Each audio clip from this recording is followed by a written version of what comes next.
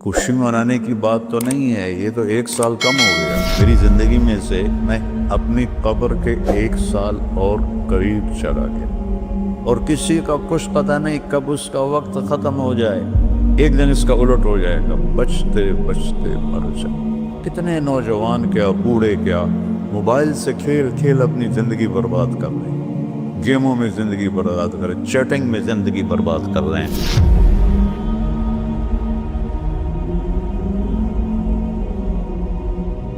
वैसे तो नए साल नया साल, नए साल में कोई नई चीज़ नहीं, वही जनवरी आ गया जो पिछले साल आया था, वही फरवरी आएगा जो पिछले साल था, वही मार्च आएगा जो पिछले साल था, वही सर्दी है जो पिछले साल थी।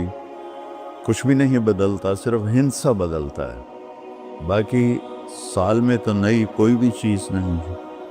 मौसम भी वही हैं, दिन रात भी वही हैं, बारिश आंधियाँ भी वही हैं, दरियाओं की रवानी, हमारे तो दरिया खुश्क हो गए, वही पहाड़ों पे बर्फ़ है, वही आबशारें हैं, वही चश्मे हैं, वही परिंदों की डारें हैं, वही रात का अंधेरा है, वही दिन का उजाला है, वही सुबह शाम है, वही कहीं रोना है, कहीं हंसना है, कहीं दुख है, कहीं सुख है, कहीं जालिम है, कहीं मजलूम है, कहीं बदकार है, कहीं नेकोकार है, कहीं धोखेबाज है, कहीं दयानतदार है। हर चीज़ तो उसी तरह चल रही, तो तब्दीली क्या हुई है? और कितने पागलपन की बात है कि खुशी मनाई जाती है।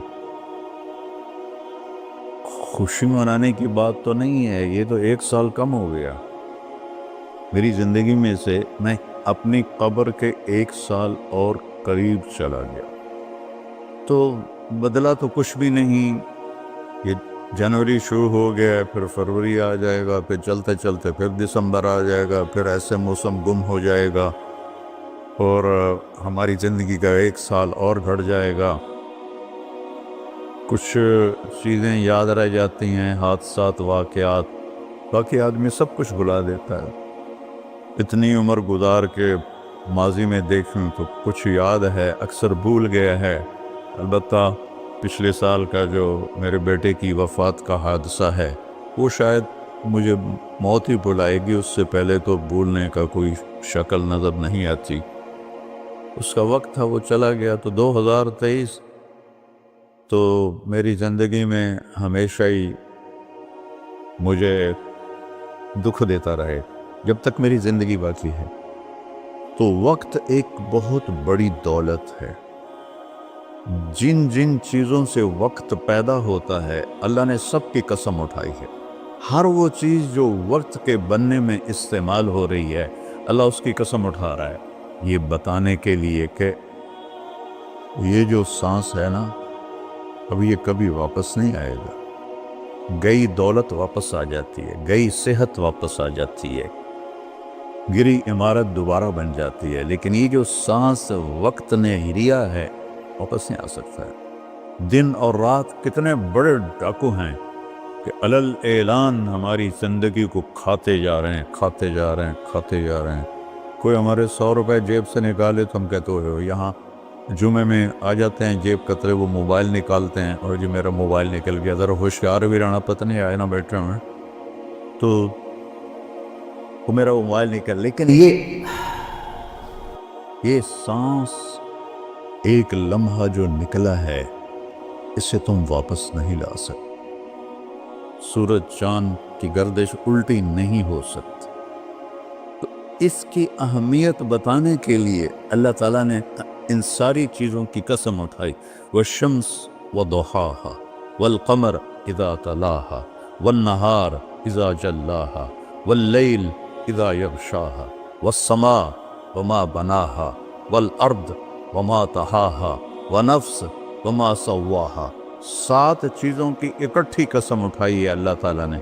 सूरज की कसम, चांद की कसम, दिन की कसम, रात की कसम, आसमान की कसम, ज़मीन की कसम, और ऐ इंसान तेरी जान की कसम कि वक्त ने तुझे घेरा हुआ है, وہ تجھے کھینچ رہا ہے، کھینچ رہا ہے، کھینچ رہا ہے، ہر ٹک ٹک ٹک یہ کلہاڑے کی طرح میری زندگی کے درخت کو کاٹ رہی ہے، کاٹ رہی ہے، کاٹ رہی ہے، کاٹ رہی ہے، اور پتہ بھی نہیں چلتا، اور کسی کا کچھ پتہ نہیں کب اس کا وقت ختم ہو جائے۔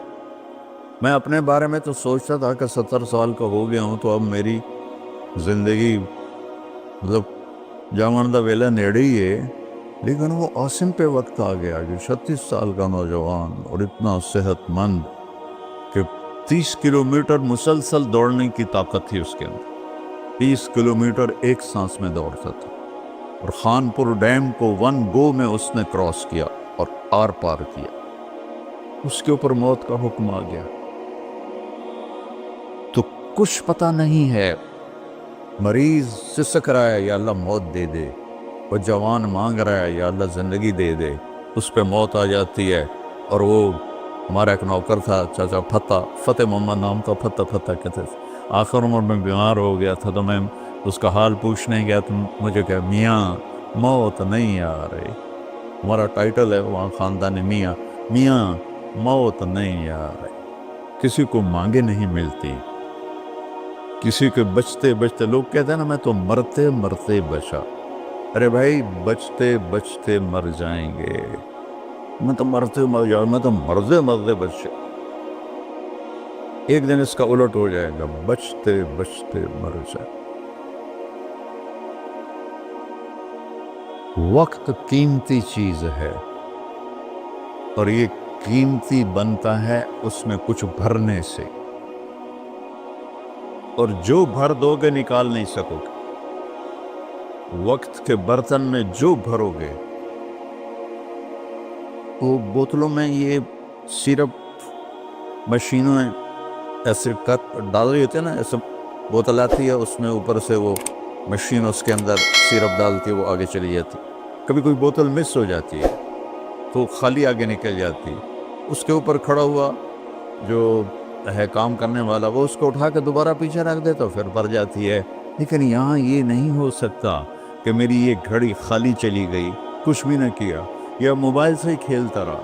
کتنے نوجوان کیا بوڑھے کیا موبائل سے کھیل کھیل اپنی زندگی برباد کر رہے ہیں، گیموں میں زندگی برباد کر رہے ہیں، چیٹنگ میں زندگی برباد کر رہے ہیں۔ وقت ایک قیمتی چیز ہے۔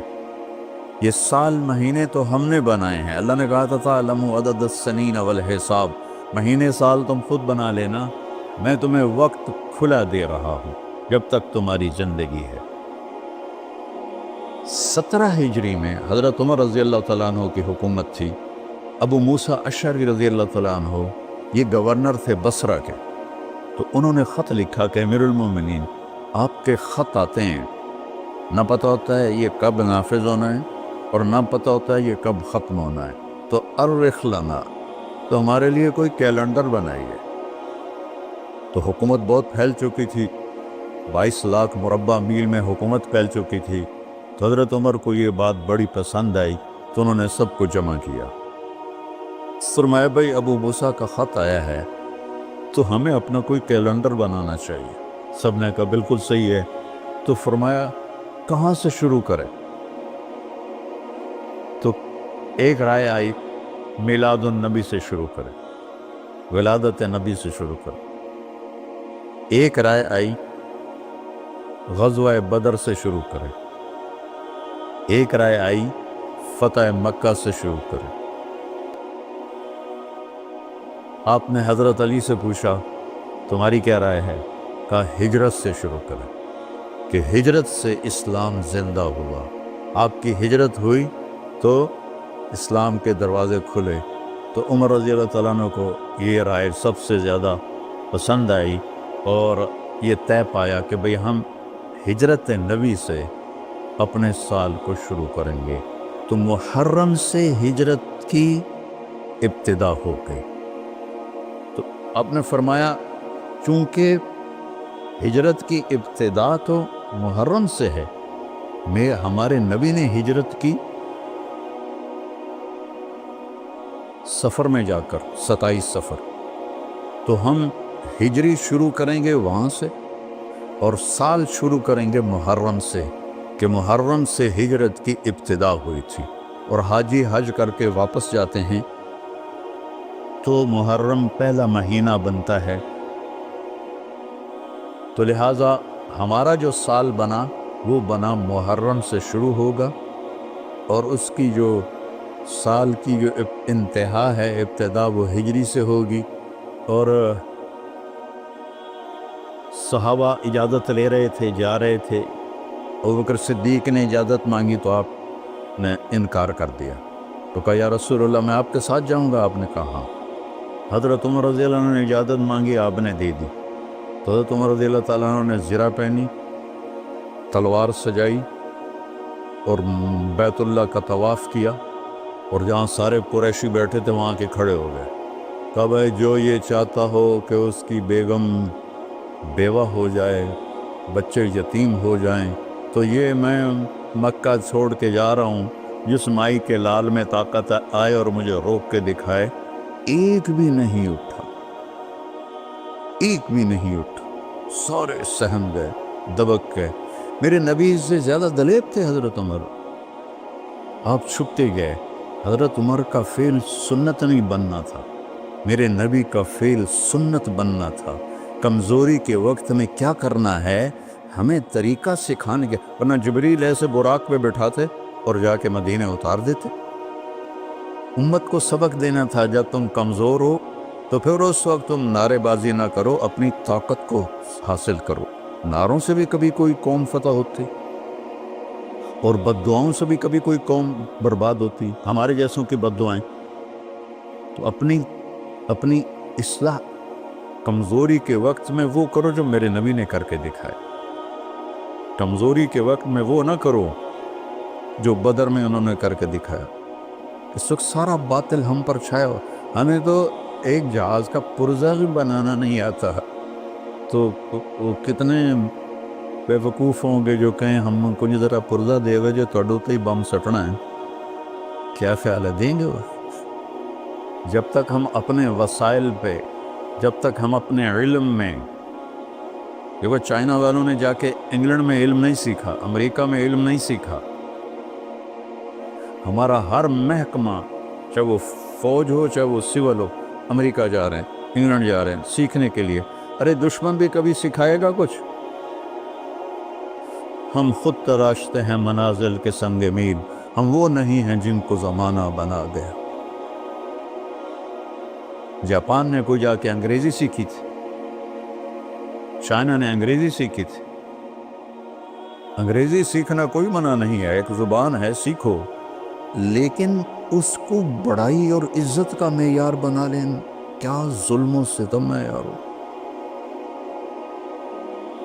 اپنے علم میں خود مختار بنو گے، اپنی طاقت حاصل کرو گے، اللہ سے تعلق بڑھاؤ گے، پھر نعرے لگاؤ، ایسے زندہ باد مردہ باد، کیا فضولیات۔ مسجدوں میں اتنا شور مچ جاتا ہے، زندہ باد مردہ باد۔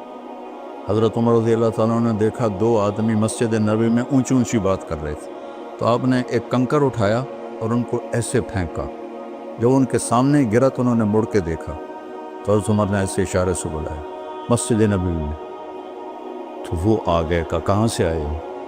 کہ یہ طائف سے۔ کہ اگر تم مدینہ کے ہوتے تو مار مار کے تمہارے چہرے میں خونی کر دیتا، تم نبی کی مسجد میں اونچی آواز سے بول رہے۔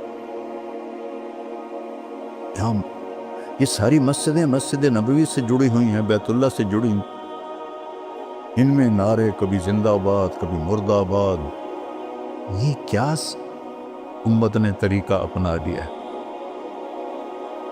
سلطان عبد المجید نے جب مسجد نبوی بنائی، جو سیکنڈ لاسٹ تھا ترکی بادشاہ، اس نے ساری دنیا سے کاریگر بلائی، ان کو استنبول میں ایک بستی میں ٹھہرایا اور کہا اپنے ہر ہنر والا اپنے بچے کو حافظ بنائے اور اپنا ہنر سکھائے۔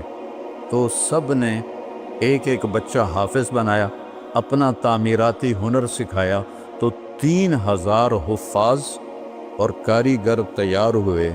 ان کو سلطان عبد المجید نے مدینہ بھیجا اور انہوں نے مسجد نبوی کی تعمیر شروع کی۔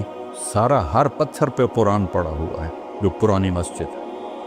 اور جب کوئی پتھر رکھتے تھے اور وہ تھوڑا بڑا ہوتا تھا، اس کے مطابق نہیں ہوتا تھا، تو وہ نشان لگاتے، اور وہاں بھی تراش سکتے تھے تیشے کے ساتھ، نشان لگاتے۔ جس بستی میں وہ ٹھہرے ہوئے تھے وہاں وہ پتھر واپس جاتا، وہاں اس کی کاٹ تراش کر کے پھر واپس بھیجا جاتا، پھر اسے لگایا جاتا، پھر وہ تھوڑا سا زیادہ ہوتا، پھر وہیں جاتا تھا، اور وہاں جا کے تاکہ ٹھک ٹھک کی آواز میرے نبی کو تکلیف نہ دے۔ میرے نبی تو اپنی قبر میں زندہ ہے تاکہ ان کو تکلیف نہ ہو، تو پھر اس کو واپس لا کے پھر جوڑا جاتا تھا۔ ایسے ہی بیت اللہ بنا، وہ جو پرانا اب انہوں نے گرا کے نیب کر دیا، تو ہر پتھر پہ قرآن پڑھا گیا ہے، ہر پتھر پہ، اور مسجد کا ادب ایسا تھا۔ پھر اس کے بعد یہ نئی مسجد، ہر سال میں جاتا تھا، میں دیکھتا تھا وہ کاریگر سگریٹ پی رہے ہوتے تھے، دھواں اڑا رہے ہوتے تھے، وہ ساتھ تعمیر کر رہے ہوتے تھے۔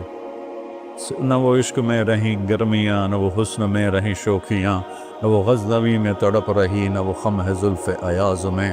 وہ زمانہ ہی بدل گیا، وہ مسلمان آئے عشاق گئے وعدہ فردہ لے کر، اب انہیں ڈھونڈ چراغ رخ زیبا لے کر۔ تو ہمیں قمری سال دیا گیا، اس کی وجہ مجھے سمجھ آئی 2014 میں جب میں ناروے گیا، اور ناروے میں ہے اینڈ آف دا ورلڈ، شمال میں and of the world Norway میں ہے۔ میں وہاں گیا، اس علاقے میں 2 مہینے سورج نکلتا نہیں اور 2 مہینے ڈوبتا نہیں، تو کیلنڈر جو شمسی ہے وہ فیل ہو جاتا ہے۔ رات ہے لیکن سورج نکلا ہوا پتہ نہیں دن ہے یا رات، دن ہے سورج نکلا ہوا پتہ نہیں دن ہے یا رات ہے۔ تو کئی علاقے ہیں ایسے اوپر شمال میں جہاں سورج کا کیلنڈر فیل ہو جاتا ہے۔ تو 3 گھنٹے کا اوسلو سے جہاز تھا، آگے 5 گھنٹے کا موٹر کا سفر تھا، 8 کلومیٹر کی سرنگیں تھیں، اور پھر آخری بستی مچھروں کی تھی، وہاں سے پھر 1.25 گھنٹہ آگے موٹر کا سفر تھا۔ تو جب ہم وہاں پہنچے تو وہ جون جولائی سورج ڈوبتا نہیں، 1 اگست کو ڈوبنا شروع کرتا ہے، اور ہم 4 اگست کو پہنچے، اور شروع میں بس 1 تاریخ کو ایسے ڈوبتا ہے ایسے نکل آتا ہے، پھر 2 کو تھوڑا سا وقفہ کرتا ہے، 3 کو تھوڑا سا وقفہ کرتا ہے، 4 اگست کو 20 منٹ کی رات تھی، چونکہ میں 4 اگست کو کیوں مجھے یاد ہے، 4 اگست کو 20 منٹ کی رات، اور ہم وہاں پہنچے تو ابھی ہم نے مغرب بھی پڑھنی تھی، عشاء بھی پڑھنی تھی، اور سورج نکلنے سے پہلے فجر بھی پڑھنی تھی۔ تو یہ ایک انوکھا واقعہ میرے ساتھ آیا ہے جو شاید ہی کسی اور کے ساتھ پیش آیا ہو، یا میرے ساتھ جو ساتھی تھے وہاں میں بھاگا، اور ریلنگ تھی اس کے ساتھ کھڑے ہو کر میں نے اذان دی۔ مجھے اللہ کی مخلوق کو 2 دفعہ دیکھ کے ہیبت طاری ہوئی۔ ایک ماؤنٹ ایورسٹ کو دیکھا کہ وہ پوری طرح ننگا تھا، چوٹی خالی تھی، دیکھ کر میں بالکل گم ہو گیا، جس کے تیر اتنے بڑے ہوں وہ اللہ کتنا بڑا ہوگا۔ اور ایک وہ جب میں اینڈ آف دی ورلڈ پر پہنچا تو اس کا وہ منظر دیکھ کے میں گم ہو گیا۔ میں نے اذان دی، ٹھنڈی ہوا چل رہی تھی، تو میں نے قبلہ دیکھنا چاہا تو چاند سامنے چمک رہا تھا، سورج فیل ہو گیا تھا، چاند چمک رہا تھا۔ تو آج سمجھ میں آیا کہ اللہ نے ہمیں چاند کا کیلنڈر کیوں دیا ہے، کہ میرا نبی سارے زمانے کا نبی ہے، جہاں سورج نہیں نکلتا اور جہاں سورج کئی مہینے نہیں ڈوبتا، اگر وہاں کوئی مسلمان ہیں تو دن رات کا حساب کیسے لگائیں گے؟ چاند کو دیکھ کر۔ میں نے چاند دیکھا، واہ واہ ابھی رات کھڑی ہے، تو وہ قبلہ فٹ کیا، مغرب کی نماز پڑھی۔ مغرب عشاء اکٹھے پڑھنا تو مسافر کے لیے جائز ہے باقی ائمہ کے نزدیک، تو پہلے مغرب پڑھی، پھر عشاء پڑھی، پھر ساتھ ہی میں نے فجر کی اذان دی۔ ہاں عشاء پڑھی، ایک وتر پڑھنا بھی سنت ہے، تو میں نے کہا بھائی آج ہکو وتر پڑھو کدیں فرض نہ نکل جاوے، تو ایک وتر پڑھا، پھر میں نے فجر کی اذان دی، ٹک ٹک ٹک ٹک 2 سنتیں پڑھی، پھر والعصر انا اعطینا سے میں نے فرض نماز پڑھائی، اور बैठे थे कि सूरज आके अस्सलाम वालेकुम। तो वहां जाके मुझे ये बात समझ में आई कि अल्लाह ने हमें चांद का कैलेंडर क्यों दिया है। ये कहीं भी नाकाम नहीं होता, कहीं फ्लॉप नहीं होता। सूरज का कैलेंडर कितनी जगह हैं दुनिया में जहाँ फ्लॉप हो जाता है, नाकाम हो जाता है। तो ये हमारे नबी की आलमी नबूवत की एक दलील चांद का निज़ाम शमसी भी है। तो भाइयों, मैं बहुत सारी बातें वक्त के मुतालिक बता गया। कहना तो ये था कि हिंसा बदला है तो अपने आप को भी बदलें, तौबा करें अपने रब की बारगाह में और गुनाहों से तौबा करें। पता नहीं कब आसिम की तरह किसको मौत उठा के ले जाए, तो न जाने बुला ले पिया किस घड़ी, तो क्या क्या करेगी खड़ी दिन के दिन, न जाने बुला ले पिया किस घड़ी, पता नहीं कब मौत का डंका बज जाए। तो भाइयों, उससे पहले तौबा करो, अपने रब की बारगाह में झुको, फ़राइज़ अदा करो, 5 नमाजें पूरी पढ़ो, झूठ ना बोलो, सच बोलो, धोखा ना दो, दयानंदारी से चलो, बदकारी ना करो, निकाह करो, ये नशे ना करो, हलाल पियो, हलाल खाओ, हराम ना कमाओ, हलाल कमाओ। माँ बाप जिंदा हैं तो उनके आगे उफ भी ना करो। बीवी बच्चों से हुस्न सलूक रखो, रोब जमाना नहीं। माँ बाप से कहता हूँ, औलाद की इज्जत करो, औलाद को इज्जत दो, उन्हें डांट डपट से न चलाओ, प्यार से चलाओ। औलाद से कहता हूँ, माँ बाप के आगे उफ भी ना करो कि वो तुम्हारी जन्नत हैं, वो तुम्हारी जन्नत के दरवाजे हैं। और अपनी कमाइयों में हलाल रखो। एक दूसरे से लड़े हुए हो तो सुलह कर लो, कि अल्लाह पाक को आपस का लड़ना बिल्कुल पसंद नहीं है। और अब ये सियासत का बाज़ार गर्म हो रहा है, ये नहीं मुनाफ़क़त है, मुनाफ़क़त के सिवा कुछ नहीं है, इससे दूर ही रहो तो अच्छा है। और अगर कहीं कोई सियासत का किसी को शौक़ है तो फिर अपने मुखालिफ की बदखोई ना करे, उसकी बुराई ना करे, उसको गालियाँ ना दे, उसको बुरा भला ना कहे, वरना अपनी आखिरत ख़राब करोगे। मैंने टके टके बिक रहे हैं तो इनकी क्या हैसियत। आजकल के वज़ीरों को कौन पूछे, वज़ीर आज़म को कोई नहीं पूछता तो वज़ीरों को किसने पूछना। जब मैं लाहौर पढ़ता था तो मगरबी पाकिस्तान होता था एक सूबा, और उसका गवर्नर था अमीर मोहम्मद ख़ान अकेला, और पूरे मगरबी पाकिस्तान के 11 वज़ीर। उनका रोब भी था, उनके पास पावर भी थी, उनका प्रोटोकॉल भी था, वो दयानतदार भी थे। क्या करें, अपने ऊपर ही रोएं, आंसू बहाएं। तो भाई तौबा करते हो सारे, कहो मेरे साथ, या अल्लाह मेरी तौबा, फिर कहो या अल्लाह मेरी तौबा, फिर कहो या अल्लाह मेरी तौबा। इंशाअल्लाह हमारी तौबा कबूल होगी। और अगर कभी टूट जाए फिर तौबा कर लेना, अल्लाह फिर माफ़ कर देगा।